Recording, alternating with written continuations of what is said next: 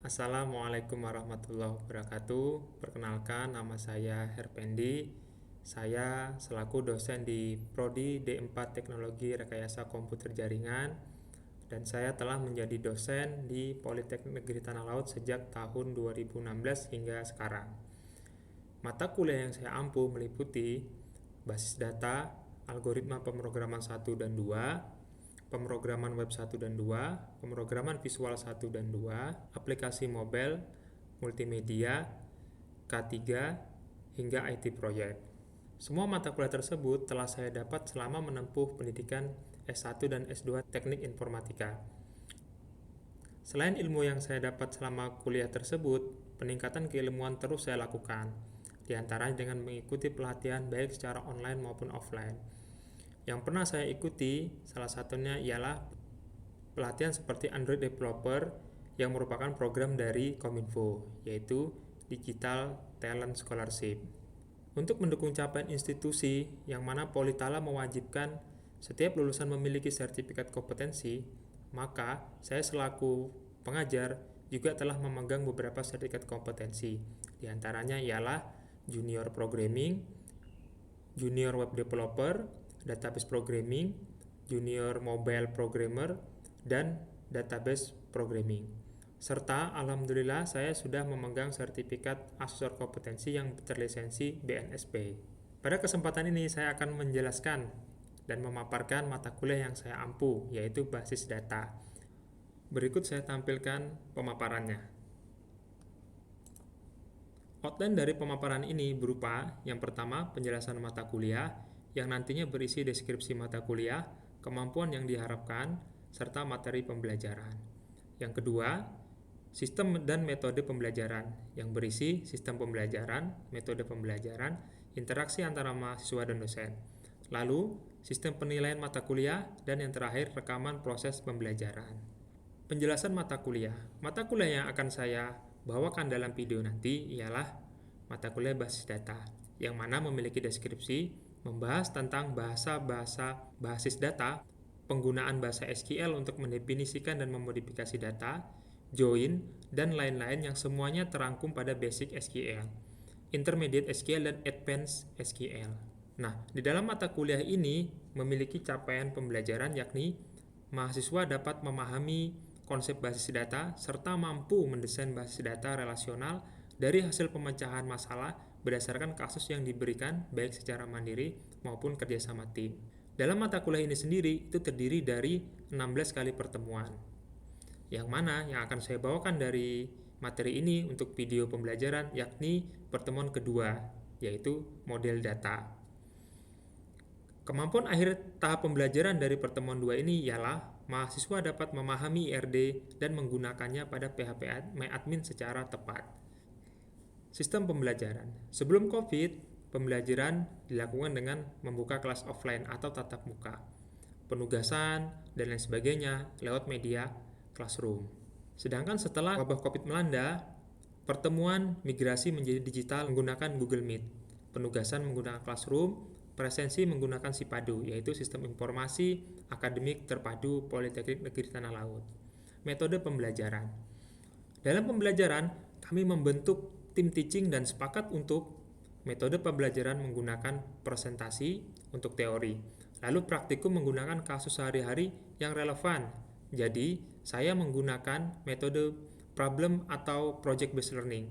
Untuk membantu mahasiswa dapat bekerja sebagai tim, maka saya menggunakan metode cooperative learning. Kemudian, agar mahasiswa semakin terampil membuat IRD, maka saya akan memberikan tugas terstruktur sesuai kasus yang relevan di lingkungan mereka. Kemudian di akhir perkuliahan, saya memberikan tugas besar untuk mensimulasikan uji kompetensi dengan metode PBL yang sudah mereka terapkan. Jadi, mereka mencari kasus di sekitar mereka atau di lembaga pemerintahan hingga industri atau lembaga pendidikan atau lembaga lainnya, kemudian diselesaikan dengan IRD, lalu dibuat database di CMD. Berikutnya interaksi antara mahasiswa dan dosen. Dalam pembelajaran, saya selalu mengusahakan interaksi dengan mahasiswa. Yang pertama tentu lewat presensi di awal perkuliahan. Lalu saya juga melakukan feedback atau flashback di pertemuan sebelumnya untuk membuat pikiran mereka refresh untuk mengingat materi sebelumnya. Sebab untuk mata kuliah ini, dari satu materi hingga materi yang lainnya sampai akhir itu saling berhubungan. Kemudian, dalam pengajaran, saya selalu memberikan kesempatan bertanya, baik selama perkuliahan maupun di luar jam perkuliahan.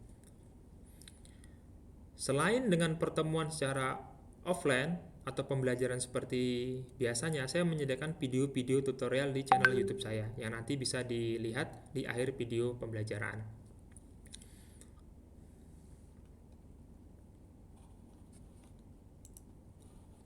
Sistem penilaian. Untuk sistem penilaian yang mana basis data terdiri dari 3 SKS, yakni 1 SKS teori dan 2 SKS praktikum, maka terdapat 2 komponen penilaian, yaitu teori sebesar 33,33% dan praktikum sebesar 66,67%. Nah, untuk teori sendiri terbagi menjadi beberapa aspek. Yang pertama, kehadiran. Kehadiran sebesar 10% ini otomatis diambil saat presensi di Sipadu. Yang kedua, keaktifan.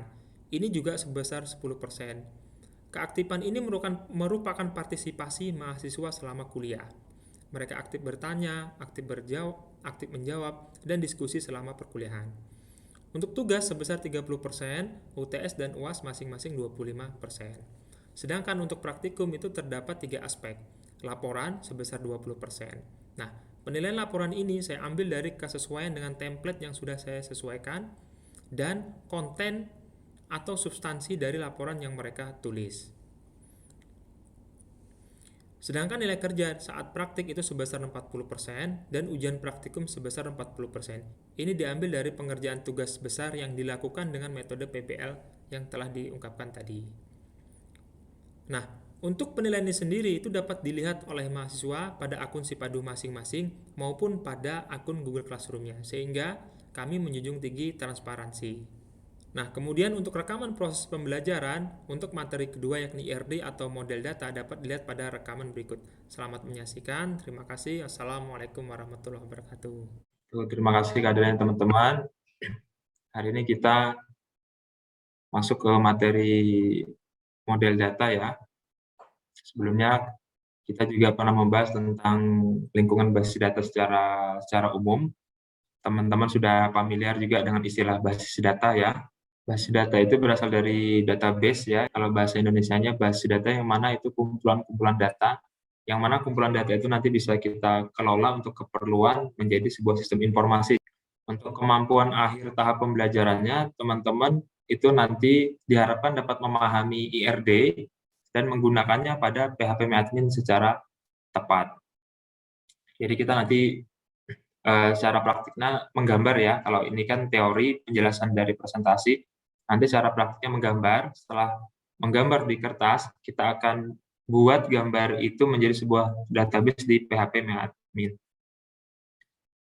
Nah, model data itu sendiri definisinya adalah sebuah cara untuk menjelaskan bagaimana pemakai dapat melihat data secara logik atau secara logis. Ada 3 jenis model data, teman-teman. Yang pertama, berbasis objek, berbasis record, dan berbasis fisik. Nah, kita masuk yang berbasis objek, yaitu merupakan himpunan data dan relasi yang menjelaskan hubungan logik antar data dalam suatu basis data berdasarkan objek data. Basis data berbasis objek ini itu terdiri dari 2 jenis. Yang pertama, entity relationship model atau entity relationship diagram dan semantic model. Nah, ini ilustrasi dari IRD atau IRM, teman-teman. Jadi IRD itu berdasarkan anggapan bahwa dunia nyata ini terdiri dari koleksi objek-objek dasar yang dinamakan entitas, serta hubungan atau relationship antar entitas-entitas tersebut, tak bergantung pada DBMS dan perangkat keras. Nah, ini contoh ya. Nah, di sini, di kumpulan orang ini bisa kita sebut sebuah entitas namanya mahasiswa. Lalu, mahasiswa itu mempunyai atribut-atribut. Nah, ini contoh ya, di satu orang yang sedang senyum di sini, pakai topi terbalik ini. Mahasiswa yang laki-laki ini, dia punya atribut NIM, nama, dan jenis kelamin. Nah, untuk apa IRD itu? Digunakan untuk mengembangkan model konseptual, menjelaskan struktur basis data, memberikan gambaran kepada pengguna terhadap data. Nah, ini komponen IRM ya. Komponen IRD itu yang pertama ada entitas. Entitas itu sebuah objek yang eksis dan dapat dibedakan dengan objek yang lain. Entitas itu bisa bersifat konkret, contoh orang, buku, pegawai, perusahaan. Tadi juga ada di gambar ilustrasi sebelumnya itu mahasiswa. Lalu ada yang bersifat abstrak, seperti kejadian, mata kuliah, pekerjaan, dan lain sebagainya. Sifat abstrak itu artinya tidak bisa disentuh. Nah, contoh hobi juga itu masuk entitas yang sifatnya abstrak. Setiap entitas itu memiliki atribut sebagai keterangan dari entitas. Misal, entitas mahasiswa tadi itu memiliki atribut name, nama, dan alamat. Lalu ada himpunan entitas, yaitu sekelompok entitas sejenis dan berada dalam lingkup yang sama. Misal, mobil itu merupakan himpunan entitas, sedangkan Mitsubishi, Honda, Toyota merupakan entitas. Entitas itu notasinya digambarkan dengan kotak bangun datar ya, kotak persegi panjang. Baik, di sini tadi ada disebutkan beberapa entitas ya, ada yang konkret, ada yang abstrak. Nah, kira-kira teman-teman bisa kasih contoh entitas lain nggak selain orang, buku, pegawai, dan perusahaan ini? Mungkin kayak obat atau DVD yang dipinjam gitu, Pak. Oh ya, oke. Ya, Faisal, ada entitas obat. Nah, ada entitas obat. Di entitas obat itu ada atribut ya. Kalau bisa kita jabarkan atributnya bisa menjadi apa aja kira-kira, Faisal? Nama, ID harga, obat, ya ID obat, nama, terus apa ya? Harga mungkin. harga, ya betul.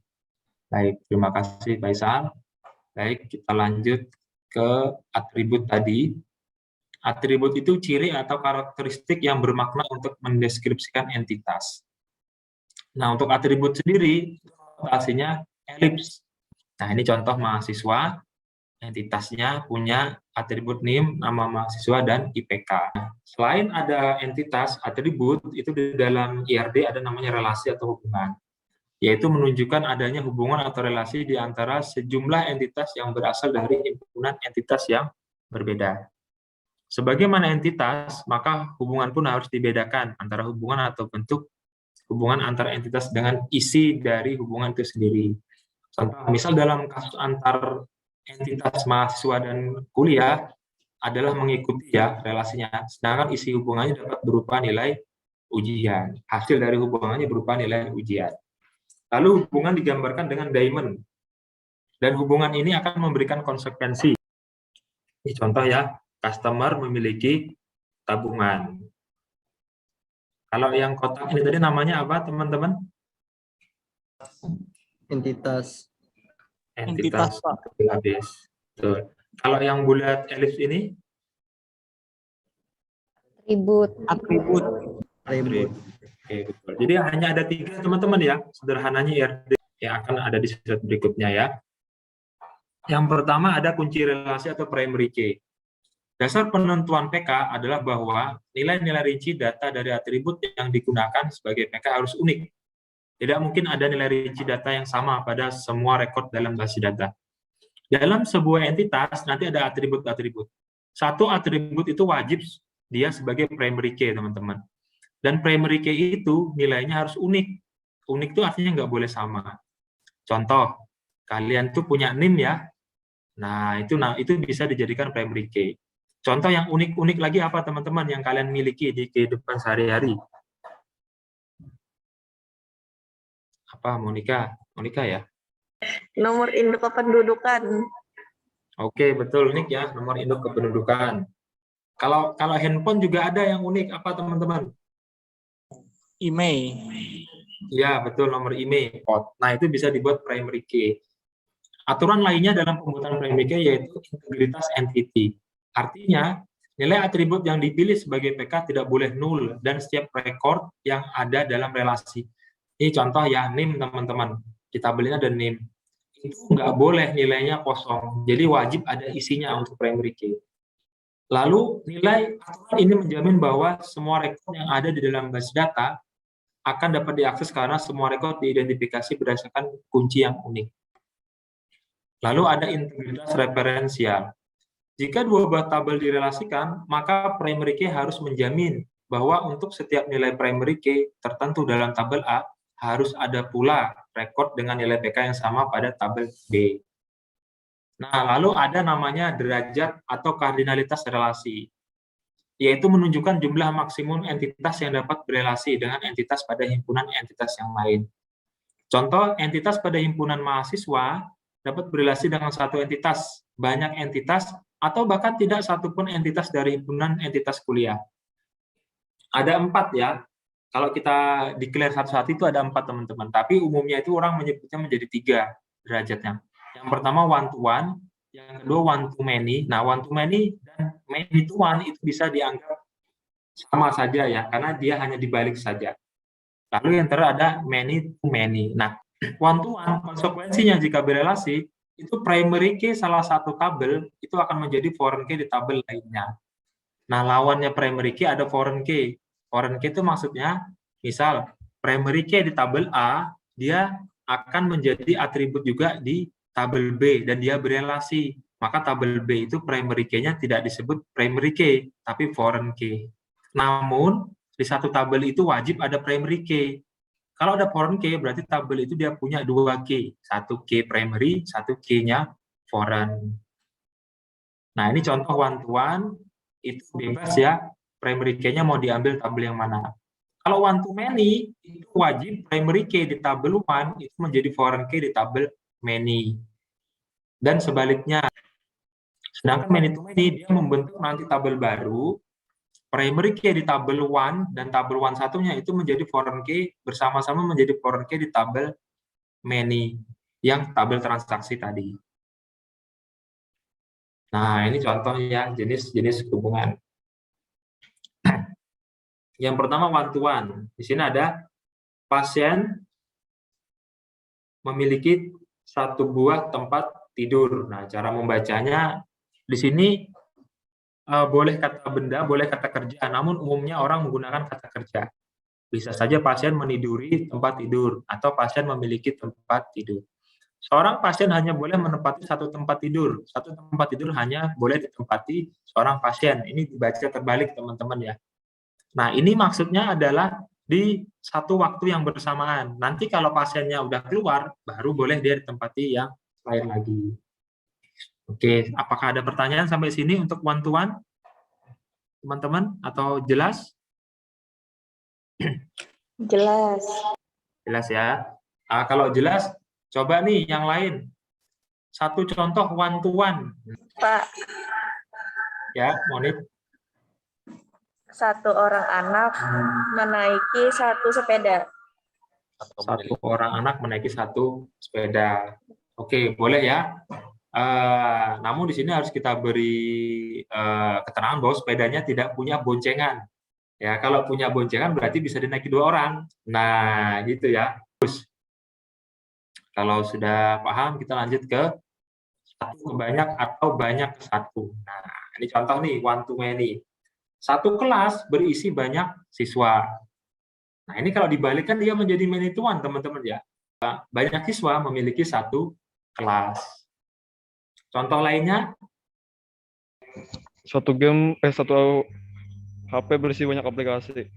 Iya, betul. Satu HP memiliki banyak aplikasi. Nah, one to many itu tadi konsekuensinya, primary key di tabel one itu akan menjadi foreign key di tabel many. Tadi satu HP memiliki banyak game. Ini contoh lainnya, banyak pegawai bekerja di satu departemen. Oke, mudah ya. Berikutnya, yang terakhir ada many to many. Nah, ini contoh. Mahasiswa mengambil mata kuliah. Mahasiswa bertemu mata kuliah ini ada konsekuensinya, teman-teman. Saat kalian kuliah, tentu kalian akan mendapatkan nilai namanya. Nah, nilai itu dia muncul menjadi tabel baru, namanya tabel transaksi. Nah, ini partisi atau hubungan. merupakan batasan yang menjelaskan apakah keberadaan suatu entitas tergantung pada hubungan dengan entitas lain. Dapat bersifat wajib atau tidak bersifat wajib. Nah, ini contoh hubungan ya, seperti ini teman-teman. Contoh ini setiap dosen harus membimbing minimal 1 orang mahasiswa. Contoh relasinya. Nah, contoh kita buat sebuah database baru. Nama database-nya adalah perusahaan. Perusahaan apa maunya? PT apa teman-teman? PT Abadi, Pak. PT Abadi, oke. Kelihatan. PT Abadi. Kita create PT Abadi. Lalu kita buat tabel. Tadi kan yang berelasi pegawai dan departemen. Departemen itu divisi maksudnya teman-teman ya. Nah, kita buat tabel pegawai. Nah, pegawai ini atributnya apa aja kira-kira teman-teman? Ada ID pegawai misal, terus apa lagi? NPWP. NPWP, terus? Nama, Nama. Ya, terus? jenis kelamin. Jenis kelamin. Terakhir kita kasih nomor HP misalnya, jadi ada 5 nih.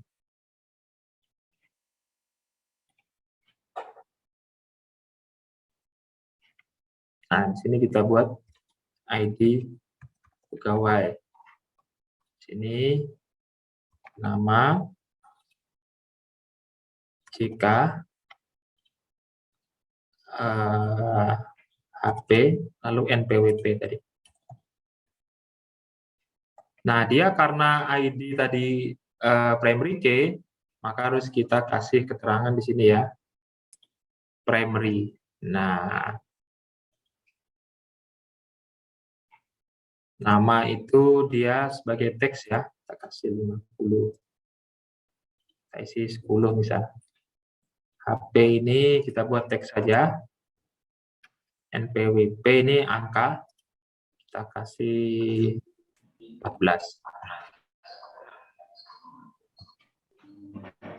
Oke, tadi pegawai departemen, one to many. Nah, karena dia one to many, many-nya kan tadi pegawai. Di sini kita wajib tambahkan 1 kolom, tambah 1 kolom ya. Tambah 1 kolom namanya ID divisi supaya dia bisa direlasikan. ID divisi ini dia di sini sebagai indeks. Nah, kita harus buat indeks supaya dia menjadi foreign key. Sekarang kita simpan. Nah, ini ada tabelnya ya. Lalu kita buat tabel 1 lagi. Lalu kita buat 1 tabel lagi namanya divisi. Departemen tadi ya. Departemen. Kita cukup isi 2 saja. ID departemen dan nama departemen.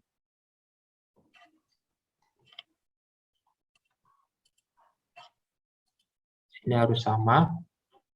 ID divisi ya. Sorry. ID divisi, nama divisi. 50 ini kita buat sebagai primary. Ingat, wajib ada primary. Nah, kita simpan. Nah, di sini dia ada primary key-nya sehingga bisa kita relasikan teman-teman ya. Cara merelasikannya, kita ke sini, klik nama basis datanya, lalu kita klik lainnya, kita klik yang namanya designer. Nah, cara merelasikannya adalah kita klik yang namanya relationship, lalu kita klik yang di tabel 1, primary key-nya, kita pilih di tabel many yang foreign key-nya. Nah, ini muncul relasinya. Apa manfaatnya relasi? Manfaatnya seperti ini, teman-teman. Contoh kita isi ya. Departemen dulu kita isi. Departemennya adalah keuangan dan administrasi. Kita simpan. Oh, sorry. Ini 1, ini 2. ID-nya yang ketinggalan. Nah, Ini sudah ada 2 isian, lalu kita isi pegawai. Tambahkan. ID pegawai misal 1001, nama pegawainya misal Raihan misalnya. Jenis kelaminnya Rehan. Nah, HP-nya 0812. Nah, lalu di sini NPWP-nya 63. Bebas saja ya. Nah, ini fungsinya relasi teman-teman. Kita nggak perlu nuliskan ID divisinya. Nah, ini kelebihan katanya ya. Nah, kita bisa memilih langsung. Nah, ini fungsinya relasi. Kita nggak perlu nuliskan angka, ID-nya 1, ID-nya 2. Kalau kita ingat nggak masalah. Masalahnya kan divisi ini bisa banyak ya, bisa puluhan gitu. Apakah kita hafal? Itulah fungsinya relasi. Kita tinggal pilih saja karena sudah direlasikan. Kita kirim. Nah, kita jelajahi ya. Nah, di sini dia ID divisinya 1. ID divisi 1-nya apa sih? Klik aja, nanti dia akan mengarah. 1 itu adalah keuangan. Oh, sudah kesimpulannya. Oke, sebelum kesimpulan, adakah pertanyaan teman-teman? Ini Pak, ulun ada browsing-browsing gitu. Nah, katanya itu ada entitas lemah sama entitas kuat. Itu kayak gimana Pak maksudnya? Entitas lemah dan Entitas kuat. oh ya, oke. Nah, Terima kasih. contohnya ini ya teman-teman ya. Bagus nih pertanyaan. Nah, ini ada hubungan. Nah, di sini ada ya, ada entitas bersifat wajib, total ya, atau tidak wajib. Kalau yang total ini berarti kuat, tidak wajib itu berarti lemah. Nah, contoh ini ya, ini dosen itu wajib membimbing mahasiswa. Dalam dunia pendidikan perguruan tinggi, itu dosen itu wajib teman-teman punya PA, pembimbing akademik. Nah, tapi di sisi lain, dosen itu tidak wajib yang namanya membimbing PKM. Nah, ada kegiatan PKM ya, kegiatan PKM mahasiswa itu. Nah, itu kan untuk portofolio dosen, jika dia ingin mempunyai track record yang bagus, dia harus membimbing PKM, apalagi sampai tembus ke PIMNAS. Nah, dalam hal ini, itu dosen tidak wajib, tidak diwajibkan. Nah, namun kalau punya bimbingan PKM, itu bagus nilainya. Akan mempunyai angka kredit namanya. Nah, seperti itu, Kurnia. Bisa dipahami lah kira-kira. Iya Pak. Siap. Terima kasih Pak. Ya, sama. Oke. Ini kalau tidak ada, saya simpulkan ya teman-teman ya. Nah, jadi yang pertama, entitas itu dapat berupa objek yang konkret maupun abstrak. Konkret itu contohnya tadi mahasiswa. Kalau abstrak itu bisa jadi hobi. Nah, terdapat 3 derajat relasi atau kardinalitas, one to many atau many to one, dan many to many. Kalau one to one, itu primary key-nya akan menjadi foreign key di tabel yang lain. Itu bebas aja. Mau jadi primary tabel A ke tabel B atau primary tabel B ke tabel A, bebas. Kalau relasinya one to many, itu wajib primary di tabel 1 itu menjadi foreign key di tabel many. Kalau dia relasinya many to many, dia akan membentuk tabel baru. Dan primary key di kedua tabel A dan B ini, dia menjadi foreign key di tabel C yang baru tadi. Seperti itu. Nah, teman-teman, pertanyaan boleh nanti di luar perkuliahan ya. Siapa tahu nanti baru nemu nih, oh iya, ini ada pertanyaan. Boleh, silahkan. Bisa chat atau bisa ketemu langsung. Lalu untuk materi-materi yang rekaman video ini, teman-teman juga bisa saksikan ya di koleksi video saya. Nah, ini untuk implementasi dengan SQL dengan PHP itu ada di materi berikutnya nanti teman-teman ya. Itu teman-teman bisa lihat di playlist saya. Nah, ini dari bagian 1 dari instalasi ya. Sampai teman-teman nanti bisa mempraktikkan ini. Mempraktikkan namanya. Root itu menginsert, mengedit dan menghapus dan membaca data. Oke. Baik, itu aja teman-teman. Terima kasih. Mohon maaf segala kekurangannya. Sampai jumpa lagi minggu depan. Assalamualaikum warahmatullahi wabarakatuh. Terima kasih Bapak. Oke. Ya, akhiri ya. Sip, Bro.